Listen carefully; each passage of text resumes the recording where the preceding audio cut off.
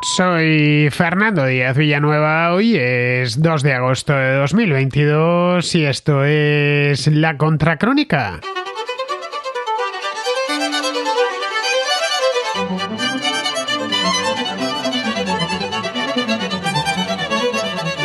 Estados Unidos se enfrenta a la peor crisis energética desde los años 70, una década de escasez de suministro y por lo tanto de precios altos. Pero esta crisis energética, aunque tiene algunos elementos que la hacen parecida a la de hace medio siglo, es en algunos puntos diferente. La crisis actual se presenta tras muchos años de energía a precio asequible. El auge de la fracturación hidráulica, una técnica que permite extraer hidrocarburos de forma no convencional, incrementó hace cosa de 15 años la oferta e hizo bajar los precios. Entre tanto, la energía renovable, proveniente de aerogeneradores y de paneles solares, también se abarató porque tanto los unos, los aerogeneradores, como los otros, los paneles solares, se hicieron mucho más económicos. El resultado fue que desde principios de la década pasada, hace ya cosa de 10 años, los precios del gas y luego del petróleo cayeron en picado, provocando que otras fuentes de energía, como las térmicas de carbón o las centrales nucleares, perdiesen atractivo y fuesen poco a poco siendo abandonadas. El carbón y el uranio, además, no son populares para la opinión pública, ya que se les considera combustibles sucios en el caso del carbón o peligrosos en el caso del uranio. Con el precio del gas y del barril de crudo por los suelos, disminuyó la inversión en prospecciones y apenas se han abierto yacimientos desde entonces. Los hidrocarburos no convencionales son, para colmo de males, más caros de extraer y no compensaba explorar y abrir nuevos pozos. La política climática ha hecho el resto. La política climática se ha ido endureciendo a lo largo de los últimos años y esta política incentivaba la adopción rápida de plantas renovables en las que se ha ido invirtiendo cada vez más y más dinero. Esa época dorada de energía barata y abundante ha tocado a su fin. Lo ha hecho de forma un tanto repentina. Se ha formado una tormenta perfecta cuyos disparadores ya estaban ahí, pero que no se desencadenó hasta que Rusia invadió Ucrania en febrero de este año. El resultado lo conocemos bien. El precio del petróleo ha escalado hasta límites inimaginables hace solo un año y eso se ha traducido en un incremento considerable en el precio de la gasolina, que en Estados Unidos se ha puesto por encima de los $5 el galón. Es la primera vez en la historia que ha superado los $5. El gas natural, por su parte, también se ha encarecido. No tanto como en Europa, pero mucho para lo que los estadounidenses están acostumbrados a pagar. La factura del gas en Estados Unidos tradicionalmente ha sido mucho más baja que en Europa. Se teme que este invierno la escasez se deje sentir todavía más. Es en invierno cuando en el hemisferio norte, obviamente, el consumo de energía se intensifica a causa del frío y de la falta de luz. Las reservas han decrecido y el precio internacional del gas y del petróleo no parece que vaya a volver a bajar de forma significativa en el corto o medio plazo. Los operadores de la red eléctrica, que ya durante este verano han avisado que podrían producirse cortes puntuales para equilibrar la oferta y la demanda, se esperan lo peor para los próximos meses. En Washington lo están viendo venir tarde, pero lo están viendo venir y ha comenzado ya la batalla política. El Partido Demócrata ha puesto sobre la mesa un paquete de medidas muy ambiciosas que pasa por gastar cerca de $400.000 millones en varios programas climáticos y energéticos. El plan todavía no ha sido aprobado por el Congreso, pero en cualquier caso, las inversiones en nuevas fuentes de energía que pretende impulsar este plan tardarían años en materializarse. Hay, en resumidas cuentas, crisis energética para rato.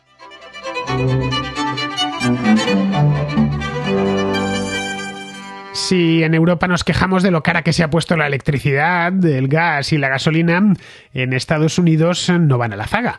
El mercado de la energía, como todos los mercados hoy en día, es un mercado global y cuando hay tensión o problemas en un punto, esa tensión se transmite automáticamente y con muchísima celeridad a todo el sistema. Los estadounidenses se quejan de que la luz está demasiado cara en un país en el que suele ser barata. Esto cualquier europeo lo sabe, llega a Estados Unidos y lo primero que le sorprende es que la gente deja la luz encendida. Se ven esos rascacielos de Nueva York o de Chicago con todas las luces encendidas, cuando ese mismo rascacielos en Frankfurt, en Madrid o en cualquier ciudad europea pues los propietarios de las oficinas procuran apagar las luces cuando cierran la puerta. En Estados Unidos la electricidad, ya digo, tradicionalmente ha sido más barata que en Europa, vamos, que en Estados Unidos. Y esto hace que cuando les sube el precio de la electricidad lo notan muchísimo. La gasolina también ha sido tradicionalmente más barata. Eso en un país que depende por completo del automóvil, pues es algo que les toca de manera muy directa. En muchas partes de Estados Unidos, en prácticamente todo el país, exceptuando las ciudades principales, el único medio de moverse, de ir de un sitio para otro, medio práctico quiero decir, es el automóvil, porque no hay redes de autobuses, los ferrocarriles no funcionan como en Europa y hace que sea poco menos que imposible vivir en aquel país sin vehículo privado. De ahí que cuando sube el precio del galón, escala por encima de los 3 o 4 dólares, pues pone en un problema a muchísima gente y a muchísimos presupuestos familiares. En el caso del gas es algo parecido. El gas era barato en Estados Unidos, era abundantísimo y además a precio de risa. No hacía falta más que ir a Estados Unidos y consultar a algún amigo estadounidense cuánto pagaba por el gas en invierno y claro, uno pensaba, en España nos están robando. No, es que en España es caro, o en toda Europa, porque hay que importarlo, mientras que en Estados Unidos el gas que consumían y que siguen consumiendo es de producción nacional. Aun con todo, el gas, incluso con las últimas subidas en Estados Unidos, sigue estando mucho más barato que en Europa. Los precios no son comparables a los de Europa, donde siempre se pagó mucho más por la energía que en Estados Unidos. Europa es rica en muchas cosas, pero no en materias primas. Es difícil encontrar un solo país que sea rico en petróleo. Tenemos el caso de Noruega, pero es la excepción. Habría que irse ya a Rusia, que es quien ha ocasionado buena parte de esta crisis energética, pero en los países del centro, del sur y del occidente europeo no hay ni gas ni petróleo. Y si se encuentra, es en cantidades muy pequeñas. En Europa también se ha cometido el error de no facilitar la fracturación hidráulica, cosa que sí se hizo en los Estados Unidos. En muchos países de Europa, entre ellos el que me encuentro, en España, la fracturación hidráulica directamente está prohibida por ley. Creo que en Francia y en Alemania también está prohibida por ley. Así que aunque quisiesen los europeos recuperar toda esa cantidad de gas que hay en el subsuelo, gas de esquisto, no podrían hacerlo hasta que no cambien las leyes. Pero bueno, Estados Unidos, al margen del gas de esquisto, es un país muy grande, un país bendecido por la naturaleza en muchas cosas y entre ellas la naturaleza le dio abundantes reservas de combustibles fósiles. Muchos de ellos están sin explotar y en ese aspecto está mejor posicionado que Europa, donde los problemas energéticos este invierno, como os comentaba en una contracrónica que hice el mes pasado, pues van a pasar a los anales, a poco que nos hagan las previsiones oportunas. Pero bueno, también es cierto que en Estados Unidos están acostumbrados a gastar más energía que en Europa, son menos eficientes en el uso de la energía y luego el tamaño del país, que es inmenso, implica que el transporte de pasajeros y mercancías consumen muchísimo más energía que en Europa, casi toda proveniente del petróleo. Cruzar Estados Unidos de costa a costa es casi lo mismo que cruzar el Atlántico. Hay estados en Estados Unidos, como el caso de Texas, que son más grandes que el país más grande de Europa Occidental, que es Francia. Bien, para solucionar este problema, un problema que es acuciante porque es lo que más preocupa a los estadounidenses en este momento, la semana pasada el Partido Demócrata presentó un plan de choque valorado en 369.000 millones de dólares. 369.000 millones de dólares de puro gasto destinados en su totalidad a programas climáticos y energéticos. El plan otorga, entre otras muchas cosas, incentivos para construir parques eólicos lo antes posible, parques solares, para colocar e instalar grandes baterías que almacenen la producción renovable. Prevé también ayudas para comprar vehículos eléctricos a los estadounidenses, también vehículos movidos por hidrógeno, y tiene un apartado en el que se prevé apoyo a las empresas que producen combustibles fósiles, es decir, no abandona del todo la producción fósil. Es un programa que va dirigido a aumentar la producción renovable, pero no tan ideológico como para condenar y satanizar definitivamente la producción de petróleo o de gas. Esto último impone al gobierno algunas condiciones que seguramente, en el caso de que se apruebe, pues las va a tener que pasar a regañadientes. Tendrá que ceder a las petroleras y a las gasistas terreno federal, algo a lo que se oponen, para que hagan prospecciones y caben pozos de extracción. En todos los casos llevará tiempo. Una central, incluso una central solar, que estamos hablando de la central de instalación más sencilla, la obra civil que hay que hacer es pequeña en comparación con una central de ciclo combinado, no digamos ya una central nuclear, es minúscula, pero aun con todas no se pone en marcha un parque solar en cuestión de días ni en cuestión de semanas. Es un proyecto de ingeniería que lleva unos cuantos meses. No digamos ya respecto al tema del petróleo y del gas. La prospección puede llevar años y lo mismo con el cavado del pozo hasta que se pone en operación. Vamos, que esto mismo que están haciendo ahora debieron hacerlo hace unos cuantos años. Bien, no deja de lado este programa la energía nuclear, que en Estados Unidos no es muy popular, como sucede en Europa, entre la opinión pública, quiero decir, pero que bueno, con 92 reactores que hay en operación en Estados Unidos en este momento, aporta aproximadamente el 20% de la electricidad que se consume en el país. En ese aspecto, Estados Unidos es como España. En España los reactores nucleares en operación aportan aproximadamente de promedio ese 20% de lo que se consume cada año. Bien, este paquete de medidas, que como veis lo toca casi todo, que es una incógnita todavía si será o no será aprobado, porque los demócratas lo han metido a modo de convoy junto a otro relacionado con la atención médica y además de eso una generosa subida de impuestos a las empresas. Este paquete de medidas nos viene a decir que, como ha sucedido en Europa, los políticos se han dado cuenta de que había una bomba, de que la tenían ahí dentro de la habitación cuando la bomba ya ha estallado. Ni republicanos ni demócratas vieron venir esta crisis. Y por lo tanto, pues claro, es más difícil de resolver porque el daño ya está hecho, ya ha estallado la bomba. Todo el trabajo además está por hacer. No, o sea, como os decía antes, este mismo programa en el año 2018, pues ya se hubiese adelantado mucho trabajo. Pero claro, en el año 2018, hace 4 años, nadie hubiera pensado una cosa así. Y por supuesto, a quien se les pagan por pensar cosas así, que son los políticos, pues no estaban en eso. Estaban en gastar el dinero en otras historias. Para Biden, además, es un problemón porque tiene elecciones dentro de muy poco tiempo. Estamos ya en agosto, pues esto es en el mes de noviembre. Son elecciones de medio mandato y todos los indicadores económicos del país son malos o son directamente peores. El país está ya en recesión técnica desde hace unos días y la inflación escala por encima del 9%. Esto hace que el problema de los precios, especialmente el de la gasolina, sea un tema de conversación común entre los estadounidenses ahora mismo. Vamos, lo mismo que entre los europeos. Cuando Biden llegó a la Casa Blanca, de esto hace año y medio, poco más de año y medio, a finales de enero de 2021, la energía era uno de sus temas favoritos. Lo había sido durante la campaña y lo seguiría siendo durante sus primeros meses en el poder. La idea de Biden era europeizar Estados Unidos desde el punto de vista energético. Quería descarbonizar la generación y quería ir poco a poco abandonando la explotación de hidrocarburos. En su primera semana en el cargo, esto nada más llegar, es decir, la última semana de enero de 2021, lo primero que hizo fue bloquear la finalización del oleoducto Keystone XL.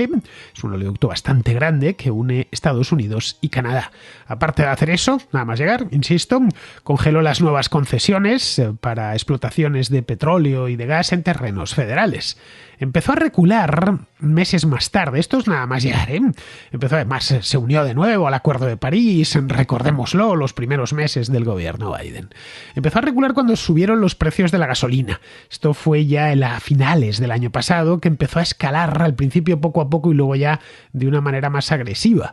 Esto fue en el mes de noviembre, si mal no recuerdo, noviembre-diciembre, el galón se puso por encima de los $3. Y aquello ya empezó a hacer que sonasen las alarmas. Dijeron, bueno, oye, que esto ya va en serio, que ya $3 es dinero. Los conductores, los automovilistas en Estados Unidos estaban acostumbrados a pagarlo a $2 y pico. Luego ya se desdijo con lo de las prospecciones en terrenos federales, dijo que bueno, que quizá, que es posible, y suplicó, de hecho, sobre todo a raíz de la invasión de Ucrania, suplicó a las petroleras y a las gasistas que produjeran más. Esto ya en febrero-marzo de 2022, es decir, un año después de que llegase al poder, y estaba poco menos que a las petroleras y a las gasistas diciéndoles que eran culpables de todo lo malo que sucedía en el mundo. Es decir, justo lo contrario sobre lo que había construido su programa energético en la campaña del año 2020.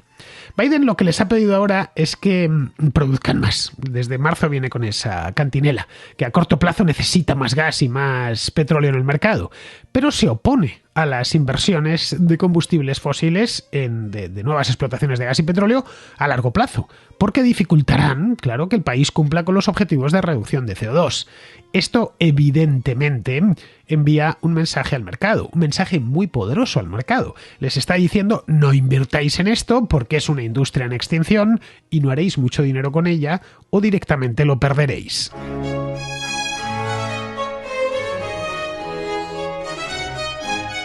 Los precios de la energía se han moderado en las últimas semanas, lo habréis notado incluso en España, que el depósito del coche sigue siendo muy caro, pero no tan caro como hace cosa de un mes. Y esto ha sucedido también en Estados Unidos y en otros países de Europa, ya que los operadores energéticos pues se están preparando para una recesión mundial. Una recesión que, como os decía antes, en Estados Unidos ya están en recesión técnica y descuentan que una menor actividad económica reducirá el consumo, lo cual es perfectamente lógico. Ese consumo de gas y de gasolina se ha reducido, sobre todo el de gasolina. El de gas es más estacional, pero el de ahora en verano, evidentemente, pues se consume mucho menos gas que en invierno, porque no se encienden las calefacciones, pero el de gasolina no. Una de las cosas que os habréis dado cuenta, estéis donde estéis, es que hay menos tráfico, mucho menos tráfico del que suele ser habitual. No es que estén las ciudades vacías, pero antes de ir en coche uno se lo piensa dos veces, a no ser que sea, claro, con el litro en concreto en España, muy por encima de los 2 euros, 2,20 euros, 2,25 euros, pues uno antes de hacer un recado e ir a tal o cual sitio, piensas si se lo puede ahorrar o puede enviar a alguien, o directamente se va en metro. Esto es lo que está sucediendo en ciudades como la mía, en Madrid. Se ve mucho menos tráfico por la calle de lo que solía ser habitual, por ejemplo, en el mes de julio, y me consta que es así en otros lugares. La semana pasada estuve en Londres y me lo dijeron, que el tráfico era muy suave en comparación con lo habitual, precisamente porque la gasolina estaba muy cara. En Estados Unidos está pasando lo mismo. Esto lo están viendo los operadores energéticos. Las empresas se consume menos, evidentemente se demanda menos, pues los precios han tendido a bajar un poquito. En Estados Unidos los precios de la gasolina, que ya os digo, ha llegado a irse por encima de los $5 el galón, han bajado y se han quedado en torno a los $4.20, $4.30 por galón. En gran parte porque los precios ya eran tan altos que muchos evitaban ir en coche. Pero una recesión afectará a la demanda temporalmente. La oferta se ajustará en el acto. No solucionará los problemas de suministro a largo plazo. Esta crisis, como os decía antes, era impensable para la mayor parte desde luego para todos los políticos y para el resto, para la mayor parte, antes de 2020, cuando se invertían cientos de miles de millones de dólares en nuevas instalaciones petroquímicas y centrales de ciclo combinado para aprovechar el gas y el petróleo barato. Todo se debió, como os decía al principio del programa, al auge de la fracturación hidráulica, más conocida por su término en inglés, que es fracking. Esta es una técnica minera muy sofisticada que permitió hace unos años, hace un par de décadas, aumentar en gran medida las reservas recuperables de hidrocarburos, de gas y de petróleo que estaban atrapadas en las rocas de esquisto. De 2010 a 2019, y este es un dato del gobierno de Estados Unidos, mientras que el índice general de precios, el IPC, aumentó un 19%, los precios de la energía, es decir, la gasolina, la electricidad, el gas natural, crecieron solo un 11%. En otras palabras, que el precio real de la energía en este periodo, en esta década, cayó alrededor de un 7% en Estados Unidos. Durante la década anterior, la primera del siglo, los precios reales de la energía aumentaron nada menos que un 40%. Las centrales de carbón, que durante todo el siglo XX fueron la principal fuente de generación eléctrica en Estados Unidos, pasaron a un segundo plano la década pasada. En 2016 ya se generaba más electricidad con gas que con carbón. Es cuando se produjo el sorpaso, el adelantamiento. El fracking transformó, de hecho, a Estados Unidos de importador neto a exportador neto de petróleo y gas. Recuerdo hace no tanto tiempo, en el año, 2015, 2016, 2017, que se hablaba de cómo había cambiado el mercado de la energía precisamente por la condición de Estados Unidos en el mismo. Su situación había pasado a conquistar la autonomía energética. Se convirtió, llegado el momento, en el principal productor de petróleo del mundo, superando incluso a Arabia Saudita. Los precios del petróleo en Estados Unidos cayeron del entorno de unos $80 por barril al entorno de los $55 por barril entre 2010 y 2020. Esto tuvo como consecuencia directa bajar los precios de la gasolina, que entre 2014 y 2021 no pasaron en momento alguno de los $3 por galón y llegaron a estar en algunos momentos por debajo de los $2. Si vivís en Estados Unidos, lo sabréis, conoceréis, recordaréis perfectamente aquellos momentos mágicos en los que podíais llenar el depósito por menos de $2 el galón. Un galón no es equivalente a un litro, os lo recuerdo, no es comparable, un galón es más que un litro. Bien, la industria de la fracturación hidráulica fue en definitiva víctima de su propio éxito. Hicieron bajar tanto el precio del barril y del metro cúbico de gas que muchas de las empresas que se dedicaban a la extracción terminaron por quebrar. El resultado es que estas empresas y los inversores que las financian están siendo mucho más cautelosos ahora. No están produciendo suficiente petróleo para seguir el ritmo de la demanda, a pesar de que Biden está poco menos que de rodillas pidiéndoselo. Incluso ahora, que obtienen grandes ganancias gracias a los altos precios del crudo. Vamos, que por lo que están haciendo no hay que ser muy listo para deducir que prefieren hacer caja y devolver lo que deben a los inversores, que es mucho, porque los años de precios bajos, muchas de ellas encadenaron las pérdidas y tuvieron que comérselas. Bien, pues ahora se están resarciendo. Dejando los hidrocarburos a un lado, la gran apuesta ahora son las energías renovables. No solo en Estados Unidos, sino también en Europa y diría que en prácticamente todas las partes del mundo. Energías renovables como la solar o la eólica, que hace 20 años, a principios de siglo, eran caras, pero que hoy son mucho más asequibles y sobre todo bastante más eficientes. Pero esas fuentes de energía, como he dicho aquí en muchas ocasiones, son intermitentes. Así que necesitan o un respaldo, es decir, una central térmica convencional de carbón o de fuel oil o de gas natural o de lo que sea, pero algo que quemar algún combustible fósil, en una palabra, que para cuando el panel solar o el aerogenerador no genere energía, pues lo genere esa central, o baterías que acumulen la energía generada para ser utilizada después. Las baterías ya no son tan baratas como los paneles y además se encuentran aún en un estado de desarrollo, no diré embrionario, porque sí hay tecnologías que están más o menos maduras, pero son caras y, insisto, están todavía en un estado de desarrollo. Quizá dentro de unos años sean una alternativa viable para proporcionar mucha energía a bajo precio. Hoy por hoy no lo son. Algo similar sucede con el hidrógeno, del que hemos hablado muchísimo en la Contracrónica últimamente. Parece claro que parte del futuro de la generación pasa por ahí. Pero en Estados Unidos aquí hay un problema añadido, y es la gran cantidad de operadores de la red que hay. Algunos son grandes y cubren también grandes áreas del país, pero otros son minúsculos. Solo en el estado de la Florida hay más de 2 decenas de operadores eléctricos. Esto con sus redes. Esto le añade complejidad, porque hay que tener respaldo disponible para las renovables. En Estados Unidos se dan fenómenos curiosos. Por ejemplo, la Idaho Power Company, que atiende al centro sur del estado de Idaho, también parte de Oregón y de Wyoming, depende mucho de la capacidad hidráulica, de la eólica y de la solar instalada. Al norte opera de tal manera que si no hay mucha agua en los ríos, ni sopla mucho viento o luce mucho el sol, lo notan. Al norte opera la Northwestern Energy, que cubre parte de Idaho, Montana y Wyoming, que depende concretamente esta del carbón.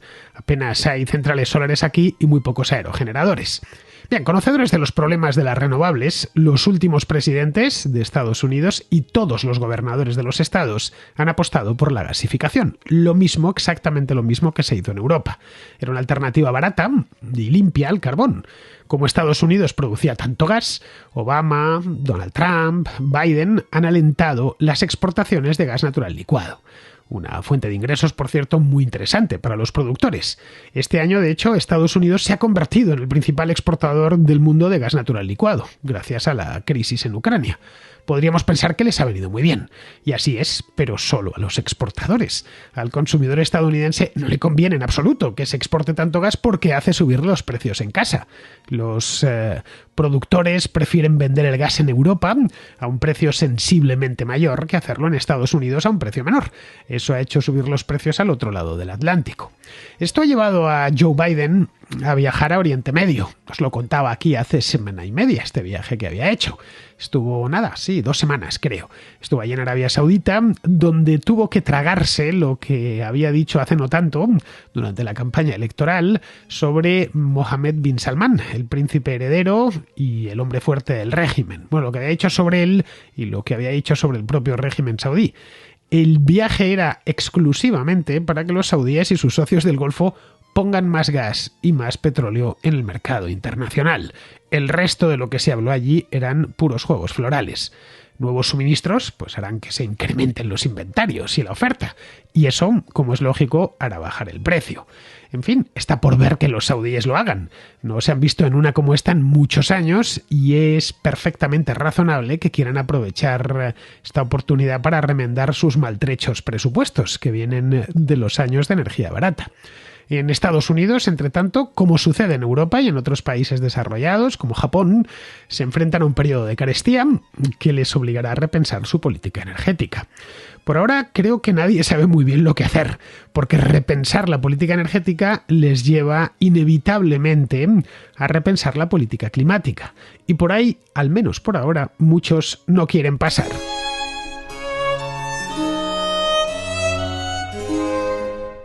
Vamos con la contrarréplica. Empezamos con Celestino, que vuelve con el tema este que trajo René, la contrarréplica este domingo acerca del nacionalismo gallego. René nos contaba que los profesores nacionalistas, ahí en las escuelas, hablan de las guerras de los irmandiños como origen del nacionalismo gallego. Pues bien, Celestino nos cuenta lo siguiente.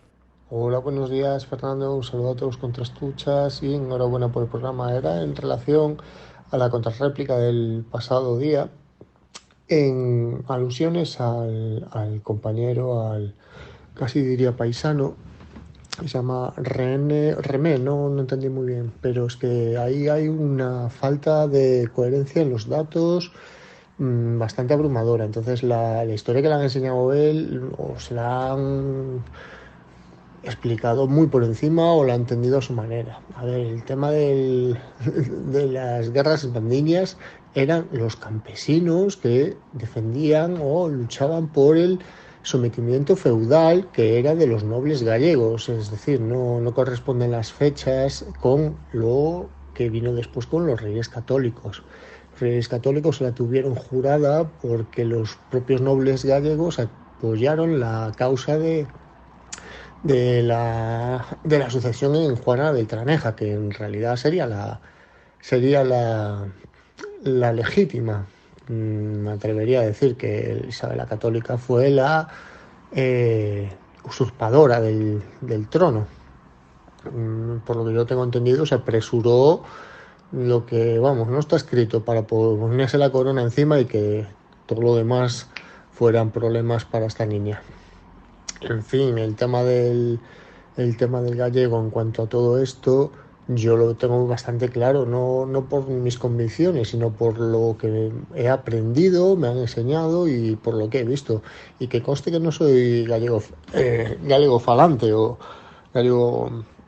No utilizo el gallego en mi día a día. En mi familia se habla de castellano perfectamente, pero el acabar el propio idioma de la clase noble que se le ha pasado después por este apoyo a la Beltraneja, la Casa Real, pues ha quitado todos los nobles gallegos y ha puesto los suyos, los castellanos. ¿Qué pasa? En el momento que ponen nobles castellanos van a hablar el castellano, entonces va a ser la lengua que va a dominar las clases altas. El gallego queda relegado al campo. El campo pues sobrevive 3 siglos, llamados siglos oscuros, hasta que todo este resurgimiento pues viene a recuperar un poco lo que es la tradición del gallego en todo lo que es el territorio de Galicia. Pero lo que me molesta un poco, sí que bastante en cuestión, es que el tema de que es un idioma parecido al español, nadie lo duda, pero el gallego normalizado no tiene mucho que ver con el español, es muy difícil. A mí me cuesta muchísimo. Incluso una de las asignaturas más difíciles que yo pude tener en, en todo mi... bueno, para sacar selectivo, COU, BUP, fue gallego, la lengua y literatura galega. Porque, claro, es un gallego que casi desconocemos. El que estamos hablando está muy contaminado por el español.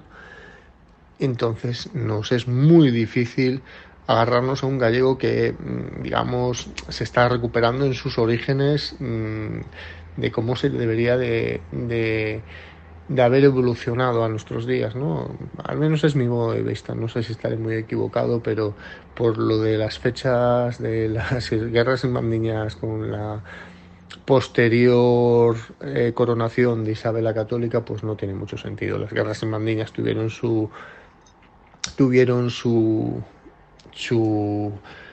eh, vamos, el, su objetivo, que era derrocar al poder feudal que estaba avasallando a todo el campesinado, y la otra historia viene por otro lado, pero bueno, no es como juntar churras con medinas, vamos. Nada, que un saludo y nada, a seguir así. Para este tema he aprovechado que Alberto Garín estaba hoy por casa y le he puesto el mensaje de Celestino. Bien, para los que desconozcáis la historia de Galicia, la guerra irmandiña se produjo en el siglo XV, entre el año 1467 y 1469. Bien, en ella se enfrentaron una serie de hermandades, de ahí lo de irmandiño, contra los nobles gallegos, familias muy poderosas como la de los Andrade o los Lemos, a quienes apoyó la corona de Castilla, que en aquel entonces no se cernía sobre las sienes de Isabel la Católica, sino de su hermano, de Enrique IV. Bien, esta revuelta ha sido muy estudiada por los historiadores, especialmente por los gallegos. Algunos, los nacionalistas, obviamente, quieren encontrar en ella un precedente claro e inequívoco del nacionalismo gallego de finales del XIX y principios del XX. A mi juicio eso es algo anacrónico y absurdo, desde el punto de vista histórico. Pero bueno, los nacionalismos siempre tratan de retorcer los hechos históricos a su antojo y ponerlos a su servicio para justificar y legitimar el presente. En Galicia, aparte de la revuelta irmandiña, hubo muchos enfrentamientos en la Baja Edad Media, pero fueron más entre las distintas familias nobles que contra el rey de Castilla, que solía estar muy lejos y no les molestaba. Bien, pues eso mismo es lo que nos cuenta Alberto Garín. Hola Celestino, y aprovecho también para saludar a René. El problema de la conflictividad a finales de la Edad Media en Galicia es un problema que trató una colega nuestra de la contrahistoria, Lorena Carrasco, en su tesis doctoral que yo tuve a bien dirigir, donde demuestra que no es una cosa tan dialéctica de gallegos y no gallegos peleándose entre ellos. Como muy bien ha dicho Celestino, ya de partida, la revuelta de los irmandiños es una revuelta del campesinado gallego contra algunos señores gallegos, pero es que en esas peleas que hay en la Galicia de los siglos XIV y XV, vamos a encontrarnos enfrentamientos entre el gran señor eclesiástico del lugar, que es el arzobispo de Compostela, con las otras familias nobiliarias de la región, los Moscoso, los Sotomayor, los Andrade, las luchas entre ellos, y curiosamente todo esto se resuelve, en efecto, cuando intervienen los reyes católicos y sobre todo cuando interviene el más importante noble gallego de la época, que es el conde de Lemos, perfectamente gallego, que es el que se lleva el gato al agua y derrota a todos los demás. Que además, ante esa derrota, visto que el conde de Lemos es el que consigue la victoria, pues se pliegan y se ajustan a la nueva corte de los reyes católicos. Entonces, no, entenderlo en esa clave dialéctica es una simplificación absurda que nos hace olvidar todos estos matices que yo, ya te digo, te invito a que te eches un vistazo a la tesis de Lorena Carrasco. Bien, pues después de escuchar la voz del maestro, vamos a continuar. Vamos ahora con Joaquín, que pregunta por el castúo. Y nada, te quería mandar un audio preguntándote por no sé si es un idioma o un dialecto que se habla en Extremadura, que se llama castúo, que no sé, lo escuché el otro día, estuve mirando un poco, veo que hay una especie de diccionario, ¿no? Palabras como zascandil o tronchar, que se usan en español, es como que viene de esa especie de dialecto. Y nada, bueno, quería saber un poco tu opinión, vamos, si eso se puede considerar un dialecto o qué sería el castúo que se habla en Extremadura. El castúo es un dialecto del castellano, o mejor dicho, un conjunto de dialectos que se hablan en Extremadura. Otra cosa distinta es el denominado extremeño o extremeño, que es la variante del bable leonés que se habla en ciertas comarcas del norte de Extremadura. Bueno, cuando digo que se habla, quizás sea demasiado generoso, porque el extremeño hablarse se habla poco. Vamos, yo no he conocido en mi vida, nunca me he encontrado con un extremeño que sepa hablarlo. Y ojo, a lo largo de mi vida he conocido muchísimos, ¿eh? El castúo es distinto, el castúo es castellano, pero con una serie de palabras propias. Algunas solo se emplean allí y otras, pues bueno, debido a la gran cantidad de extremeños que hay por toda España, han terminado incorporándose al castellano común hablado en la península. Ese es el caso de la palabra zascandil que comentas. Es una palabra de origen extremeño, bien bonita, por cierto, que hoy empleamos en toda España. Si vas a Extremadura podrás oír muchas más palabras típicas del lugar, más en los pueblos que en las ciudades, eso sí. Bien, seguimos con Sergio, que pregunta por la polémica campaña que ha hecho el Ministerio de Igualdad para luchar contra los prejuicios en las playas. ¿Qué tal, Fernando? Un saludo. Quería desahogarme sobre el famoso tema de la campaña publicitaria esta que ha hecho el Ministerio de Igualdad sobre la violencia estética, le han llamado, ¿no? El famoso cartel de este grupo variopinto de mujeres que están en la playa desafiando al machismo, una estampa bien perlada de mujeres de todo tipo, menos mujeres blancas, normativas, digamos, es decir, atractivas o que se ajustan a los cánones estéticos de la sociedad. Menos mujeres blancas hay de todo, ¿no? Parece un paquete de M&M's. Está muy bien esto de la violencia estética. Entonces resulta que, claro, lo que más indignación ha provocado no es esta estupidez de la violencia estética, sino lo que nos ha costado a todos esta campaña, ¿no? Han sido 90.000 euros. Estaba yo echando cuentas. 90.000 euros, si lo divido, si intento hacer el cálculo en base a mi aportación mensual, lo que me sustraen de la nómina, que son 800 eurazos, que me encanta pagarlos, pueden ser muchos, puede ser poco, a mí la verdad que me duelen bastante. Entonces, la cuenta me sale a que mi aportación en los próximos 9 años al país va a estar íntegramente dedicada a pagar este cartelito. Está muy bien. Luego me dicen que, claro, que es que hay que pagar impuestos, que es muy importante, que famosas carreteras, famosos colegios, hospitales, etcétera. Claro, hombre, mantener este país no sale gratis, tiene usted que aportar para mantener todo esto. Muy bien, pues resulta que durante los próximos 9 años de mi vida todo mi dinero va a ir a pagar una campaña absolutamente irrelevante que no va a dejar ningún tipo de pozo en la historia de España. Y aquí estoy yo intentando autoengañarme de que pagar impuestos es necesario y útil. Así que nada, en esas estoy. Necesitaba desahogarme un poco. Pues sí, Sergio, la campaña de Marras llegó solo unos días después de que me tocase pagar el IVA trimestral. Y ya te puedes imaginar cómo me sentó lo de ver en qué se gastan el dinero que nos arrebatan. Porque al margen del contenido de la campaña en sí, que es absurdo e innecesario, pagar a una ilustradora la friolera de 5.000 euros por un cartelito que en el mercado te hacen por 50 o 60 euros. Bien, esto nos ha permitido, eso sí, solo por mirar la parte buena, mirar por un agujerito y ver cómo funciona esto por dentro. Me invento una campaña y empiezo a tirar de chequera hacia amigos y afines para llenarles los bolsillos. Lo decía el otro día en una La Contra que hice en la calle. A ver, el cartel en sí mismo no es un delito, evidentemente, y por lo tanto no se les puede acusar de malversación, pero sí se trata de corrupción moral. Cuando tienes a todo un país batallando con unos precios crecientes que están dejando los salarios reducidos a la ceniza, que se gasten 5.000 euros, gastarte 5.000 euros en un cartelito es insultar a la gente. Lo que está por ver ahora es cómo resuelven todas las irregularidades que han encontrado. La tipografía ya sabemos que no tenía licencia y creo que ninguna de las modelos que aparecen en el cartel dio su autorización. Luego, para colmo de males, a una de ellas, a quien le falta una pierna, se la pintaron.